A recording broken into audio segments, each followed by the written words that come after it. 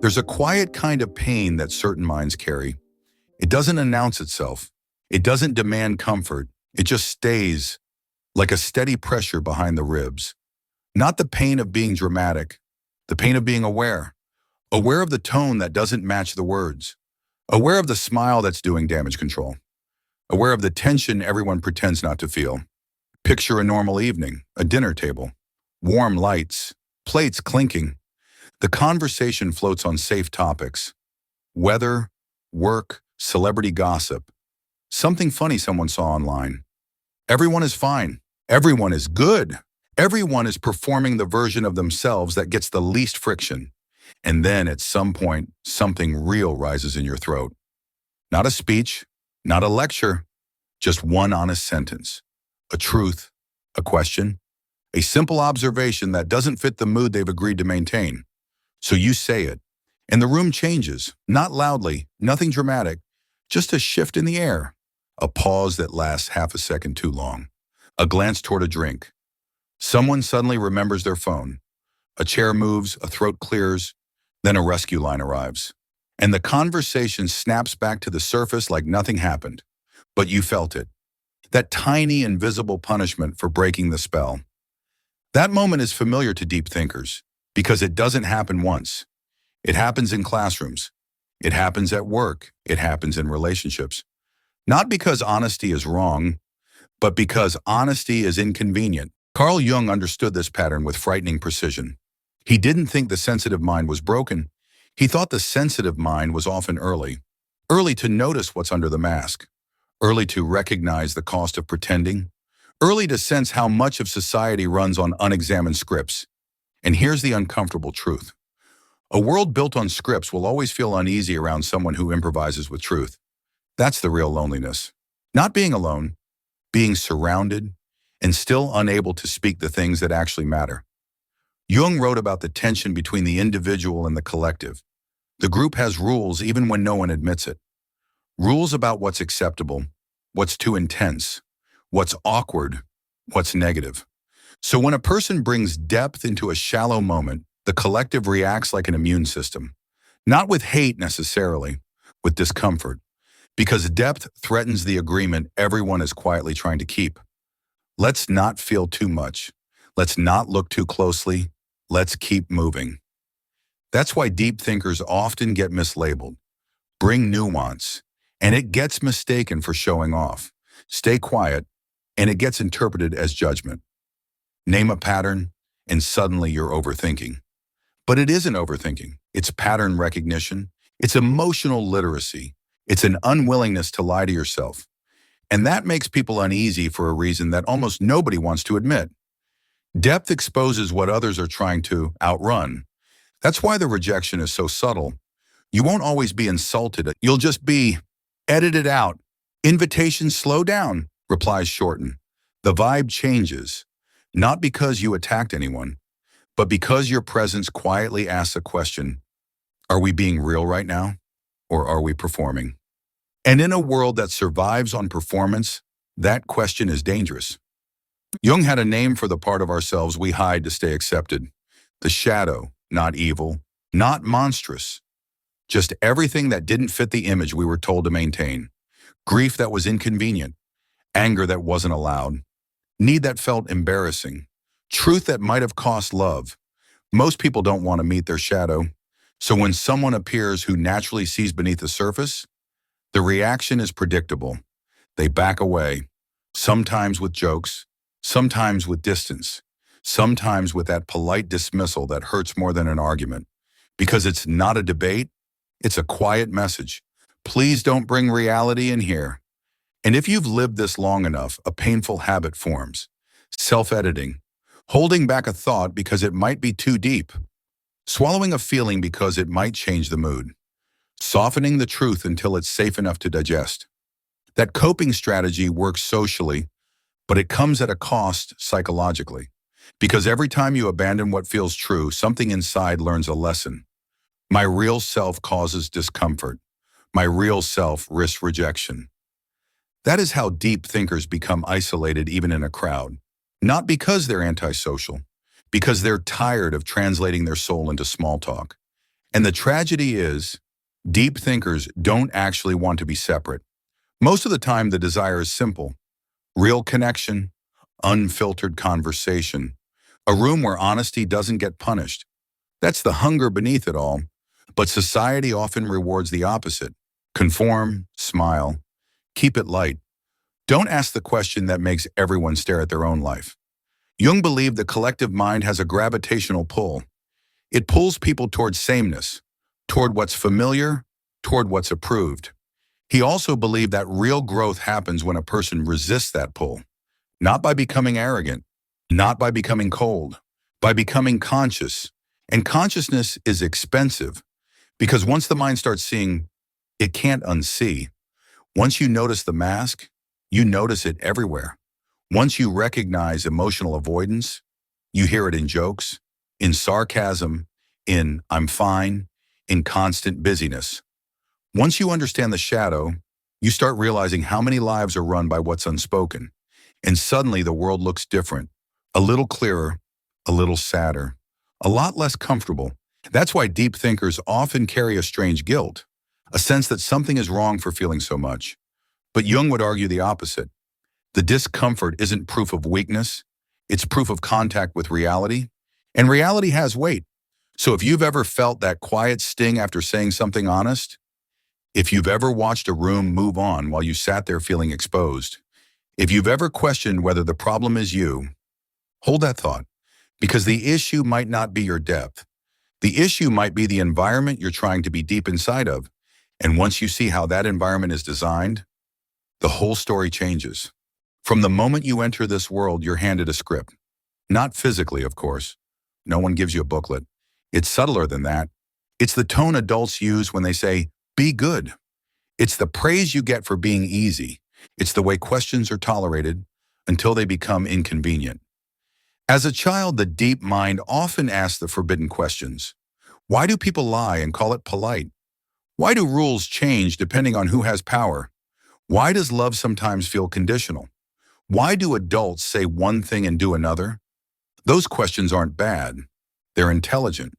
But intelligence isn't always welcomed, especially when it threatens authority. So the answers are rarely real answers. Because I said so. Stop being difficult. You think too much. Why can't you just be normal? That's where the shrinking begins. Not all at once, just little cuts.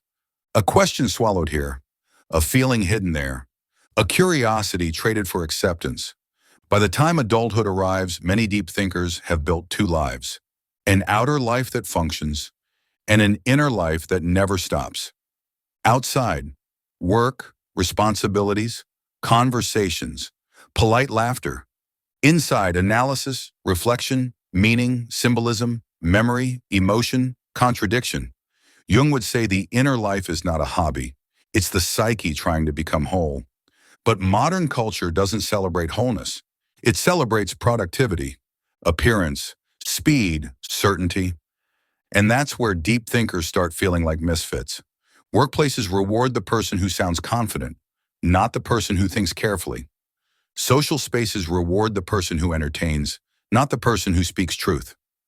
Online spaces reward certainty, not nuance.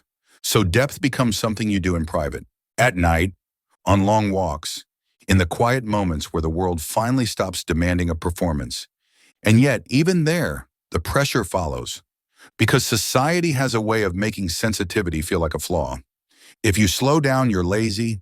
If you reflect, you're stuck. If you feel deeply, you're too much. But here's the twist Jung would want you to notice. A culture that shames introspection is usually protecting itself from something. Because introspection changes people. It makes them harder to manipulate, harder to sell to, harder to shame into obedience. A person who knows themselves becomes difficult to control. And the collective doesn't always want free individuals.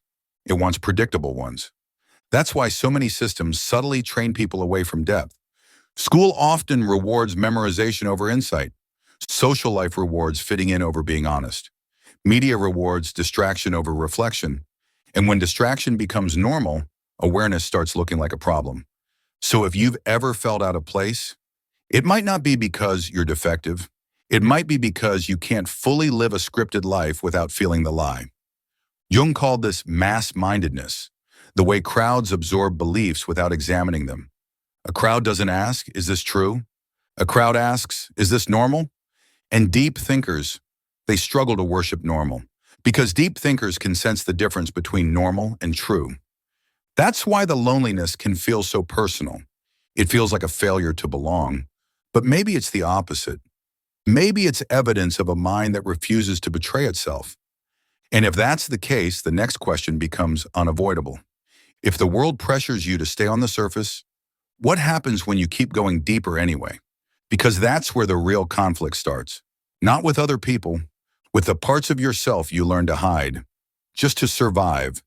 And when those hidden parts begin to speak, life stops being comfortable, but it starts becoming real and starts affecting real relationships. Not all at once. Gradually, it begins with small moments. You notice patterns in someone you care about, repeated behaviors, unspoken fears, choices that lead them in the same painful direction every time. You don't say anything at first. You wait. You observe. You hope they'll see it themselves. But eventually the pattern becomes impossible to ignore. So you speak, carefully, gently, without accusation. You don't attack their character. You don't raise your voice. You simply describe what you're seeing. And instead of appreciation, something else appears.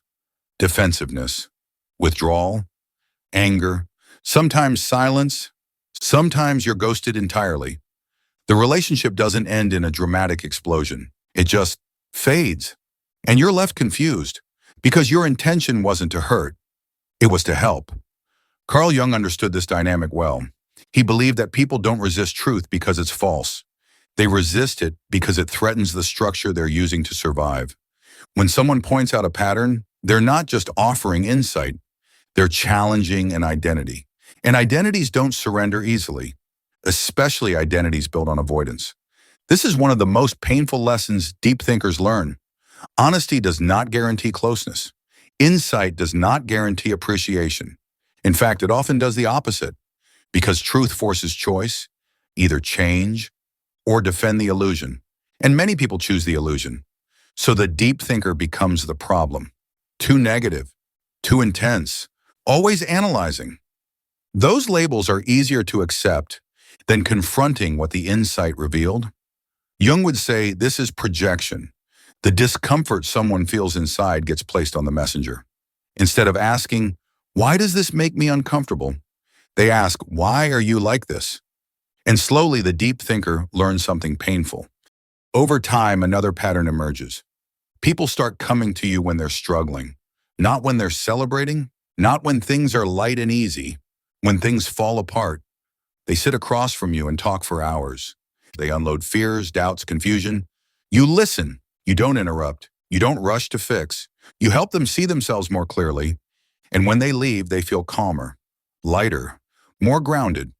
But you feel drained, not emotionally overwhelmed in a dramatic way, just empty, as if something was taken and not returned. Jung described this as unconscious emotional transfer. When people don't have the capacity to process their inner world, they look for someone who can hold it for them. Deep thinkers often become that container, not because they volunteered, because they're capable. They're calm in emotional chaos. They don't panic when things get uncomfortable. They can sit with complexity without needing to escape. So people lean on them again and again. And at first it feels meaningful. It feels like purpose until it becomes a pattern. Conversations start feeling one-sided. Friendships turn into therapy sessions. Support flows in one direction. And when the deep thinker finally needs support, the room is quieter. Replies are shorter. Availability disappears.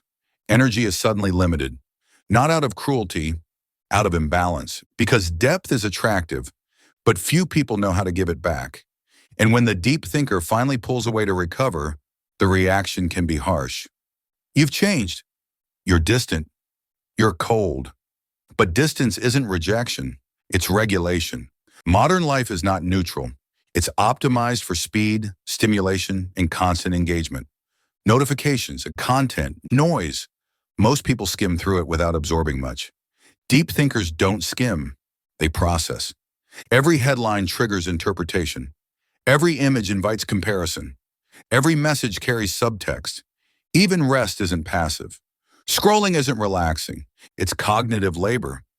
Jung believed the psyche needs rhythm, periods of engagement followed by withdrawal, action balanced with reflection. But modern culture rarely allows withdrawal. Silence is uncomfortable. Stillness is suspicious. Doing nothing is treated like a moral failure. So deep thinkers are constantly overstimulated, not just by volume, but by meaning, because meaning sticks. Over time, this creates a specific kind of exhaustion, not physical burnout, mental saturation, a sense that the mind is always on, always processing, always connecting dots. And in that state, doubt begins creeping in. Maybe I'm too sensitive. Maybe I take things too seriously. Maybe life would be easier if I didn't think this much. Jung warned against this moment because that doubt isn't self-awareness, it's self-abandonment. Eventually, every deep thinker reaches a crossroads, not marked by crisis, not announced with clarity, just a quiet decision point. Shrink or stand. Shrink by dulling perception, by staying silent, by becoming palatable, or stand by accepting the cost of clarity, the loss of certain connections, the discomfort of honesty, the loneliness that comes with refusing to perform. Jung believed this choice was unavoidable because consciousness, once awakened, doesn't reverse. You can distract it, you can suppress it, but it will resurface, often as anxiety, as emptiness, as a feeling of living someone else's life. And that's where the real work begins, not changing the world, not fixing others, but learning how to live with depth without letting it consume you. At some point, a realization settles in. The issue isn't being alone, it's being unable to speak freely without watching people shut down. Carl Jung made a sharp distinction here. Loneliness does not come from isolation. It comes from suppression, from holding back thoughts that feel essential, from editing emotions before they leave your mouth, from constantly asking yourself whether honesty is worth the reaction. This is why deep thinkers can feel lonely in a room full of people. Not because connection is absent, but because depth is unwelcome. Over time, this changes how you move through the world. You become selective with your words, careful with your energy, aware of how easily things can go wrong. You notice yourself scanning conversations in advance. Is this safe to say here? Will this be misunderstood? Is it better to stay quiet? This isn't fear, it's pattern recognition. And while it protects you socially, it slowly disconnects you from yourself. Jung believed the psyche cannot stay divided forever. When the inner world is consistently silenced, it demands expression in other ways. Through restlessness, through irritation, through a persistent sense of emptiness that doesn't go away with success or distraction.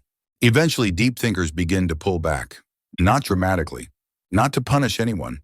They simply stop offering access to their inner world. They attend fewer gatherings. They shorten conversations. They choose solitude more often. From the outside, this can look like withdrawal. From the inside, it feels like relief. Because for the first time in a long while, there is no pressure to perform. Silence becomes restorative instead of awkward. Stillness becomes grounding instead of uncomfortable. Jung believed this withdrawal was not regression. It was a necessary phase of psychological integration, a return to the self. But this stage comes with confusion. Society tends to pathologize solitude. If you pull back, you must be depressed. If you prefer silence, you must be antisocial. If you need space, something must be wrong. Deep thinkers internalize these messages. They start questioning their instincts. Am I isolating too much? Am I avoiding life? Am I losing touch? Jung would say the opposite may be happening. You're not losing touch with life. You're losing touch with noise. This quieter phase brings something else forward. The shadow. Not as a dramatic confrontation, but as a slow reappearance of parts you learned to hide. Unexpressed anger, unmet needs, creative impulses that never had room to breathe, truths you sensed early but never voiced. Jung believed the shadow is not the enemy. It is the neglected part of the psyche asking to be acknowledged. Most people spend their lives avoiding it. Deep thinkers don't. Not because they enjoy discomfort, but because avoidance feels worse. Facing the shadow is unsettling. It challenges the identity you built to survive. It questions the roles you've played to stay accepted. But it also brings clarity. You start recognizing where you've been shrinking, where you've been overgiving, where you've been confusing tolerance with self-betrayal, and slowly something shifts. There is a moment when solitude stops feeling like absence and starts feeling like presence. You're no longer alone with your thoughts, you're finally with them. Reflection becomes productive instead of obsessive. Stillness becomes nourishing instead of heavy. Jung believed this was the beginning of individuation, the process of becoming psychologically whole, not by rejecting society, but by no longer losing yourself inside it. This doesn't make life easier. It makes it clearer, and clarity changes your priorities. As this shift happens, something else becomes obvious. Most connections were never built to handle depth. They functioned on convenience, on proximity, on shared distraction. When depth enters, those structures collapse. And that can feel like loss. Friends drift away, dynamics change, familiar roles dissolve. But something else begins to happen. You recognize depth in others more easily, not through words, but through presence. In the way silence feels natural instead of tense. In conversations that don't rush toward resolution. In moments where nothing needs to be explained. When two deep thinkers meet authentically, the experience is unmistakable. There is no performance, no need to impress, no pressure to simplify, just recognition. Jung believed these connections were rare but essential because they remind the psyche it is not alone in its depth. Awareness has a price. You can't unsee patterns. You can't unknow yourself. You can't comfortably return to roles that no longer fit. This is why deep thinkers often feel caught between worlds, too aware to live unconsciously, too different to fully blend in. But Jung did not see this as a tragedy. He saw it as responsibility. At a certain point, the question changes. It's no longer, why don't I fit in? It becomes, what kind of life allows depth to exist without apology? This is where boundaries become non-negotiable, where silence becomes intentional, where relationships are chosen, not endured. And with that choice, something stabilizes. At some point, a subtle shift happens. Depth stops feeling like something that needs to be explained and starts feeling like something that simply is. Not a personality trait, not an identity to defend, a way of moving through the world. Carl Jung believed that every individual carries a psychological task, not a career, not a role assigned by society, an inner responsibility. For some, that task is external, to build, to organize, and to lead. For others, it is internal, to observe, to integrate, to make meaning where none seems obvious. Deep thinkers belong to the second group, not because they are better, but because their nervous systems, attention, and perception are tuned differently. And when that difference is ignored, life feels wrong, not dramatically wrong, quietly wrong, like wearing shoes that almost fit. There is a temptation many deep thinkers face, to simplify, to numb, to choose comfort over clarity, to stop asking certain questions, to stop noticing certain things, to stay busy enough not to feel the tension, and sometimes that works, for a while. But Jung was clear about this. What is not integrated does not disappear. It waits. It shows up as anxiety, as restlessness, as a sense of living slightly outside your own life. Depth cannot be negotiated away. It can only be honored or resisted, and resistance always has a cost. Many deep thinkers search for purpose in the wrong place. They look for a mission, a title, a dramatic contribution. Jung saw purpose differently. Purpose was not something you add to life. It was something you remove obstacles from. When the psyche is allowed to be honest, purpose emerges naturally. In how you listen, in how you notice, in how you respond without rushing. Depth doesn't need a stage. It expresses itself quietly, through presence, through discernment, through refusing to look away from what matters. There is a hard truth most people avoid. Not everyone is meant to fit smoothly into the collective. Some people exist at its edge, not to reject it, but to question it. Jung believes societies stagnate when everyone thinks the same way. They evolve only when individuals remain conscious. That consciousness rarely feels heroic. It feels isolating. It feels inconvenient. It feels like being slightly out of step. But that tension is meaningful. It means you are not fully absorbed by the unconscious current. When deep thinkers stop apologizing for their depth, something shifts. They speak less, but more precisely. They connect less, but more honestly. They give less, but with intention. Boundaries stop feeling defensive and start feeling natural. Solitude stops feeling like absence and starts feeling like alignment. And relationships change, not in quantity, in quality. The people who remain are not there by accident. They can tolerate silence. They don't need constant reassurance. They don't panic when conversations go somewhere real. Those connections don't drain energy, they return it. Eventually, the question changes one last time. Not, why is this so hard? What would it look like to stop fighting who I am? That question doesn't demand an immediate answer. It invites patience, and patience is where depth thrives. Carl Jung believed that transformation doesn't happen in crowds. It happens quietly, individually, often unnoticed. The world doesn't always value depth, but it depends on it. Because without people willing to think carefully, to feel honestly, to remain conscious, everything collapses into noise. If these words resonated, not loudly but steadily, then something in you recognized itself. And that recognition matters. You don't need to become louder. You don't need to simplify. You don't need to explain yourself to everyone. You only need to remain real. If this video held your attention, let it reach others who think the same way. Leave a single word in the comments that reflects your current state. Subscribe if you want space for depth without apology. You were never meant to disappear into the crowd. You were meant to stay awake, and that quietly is enough.